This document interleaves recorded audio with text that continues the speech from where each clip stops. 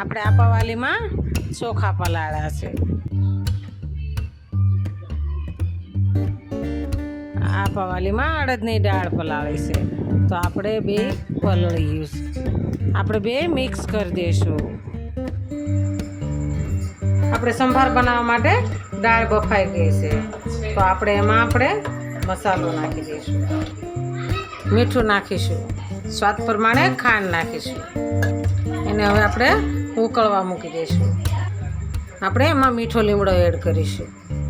આપણું બેટર સરસ તૈયાર છે ઇડલીનું. તો આપણે એમાં સ્વાદ પ્રમાણે મીઠું નાખીશું. આપણે હવે ઈનો નાખીશું. આપણે થોડાક ખાવાના સોડા નાખીશું. આપણે એને સરસ હલાવી લઈશું. એકદમ આપણું બેટર સરસ તૈયાર થઈ ગયું છે. આપણે હવે ઇડલીની ડીશ ભરીશું.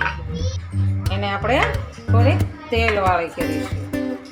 તેલવાળી કરીએ એટલે આપણે છોટે. આપણે એમાં ખીરાને એડ કરીશું. આપણે સરસ ભરીને કમ્પ્લીટ કરી દીધી છે. સરસ કમ્પ્લીટ થઈ ગઈ છે. તો આપણે એને બાઉલમાં મૂકી દઈશું. આપણે પાણી ગરમ થઈ ગયું છે. તો આપણે એને આ ડીશને ટ્રેમાં મૂકી દઈશું.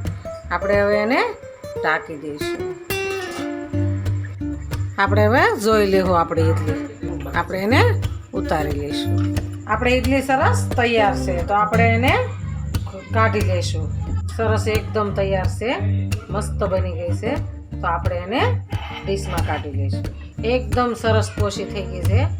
મસ્ત થઈ ગઈ છે. તો આપણે એને એક ડીશમાં કાઢી લઈશું. આપણે સંભારનો વઘાર કરીશું. તો તેલ મૂક્યું છે. એમાં આપણે રાઈ નાખીશું. રાઈ કકડી જાય. આપણી રાઈ ફૂટી ગઈ છે.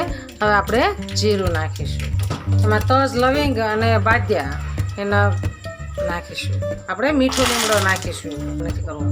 2 હુકા મરચાં નાખીશું. આમાં આપણે તમામ પત્ર નાખીશું. આપણે લીલા મરચાંની પેસ્ટ નાખીશું. આપણે એમાં ટમેટા નાખીશું. બસ થોડી વાર હલાવી લઈશું. એમાં આપણે કાંદા નાખીશું. આપણે એને થોડી વાર સાતરવા દઈશું.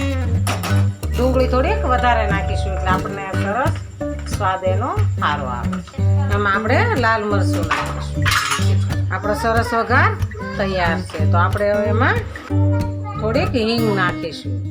હિંગ નાખીને સરસ હલાવી.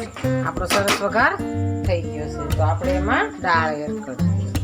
આપણો સંભાર સરસ તૈયાર છે. આપણે હવે ગેસ બંધ કરી દઈશું. આપણે ઇડલી સંભાર સરસ તૈયાર છે. તો આપણે એને જમી લઈશું. હાલો જમવા.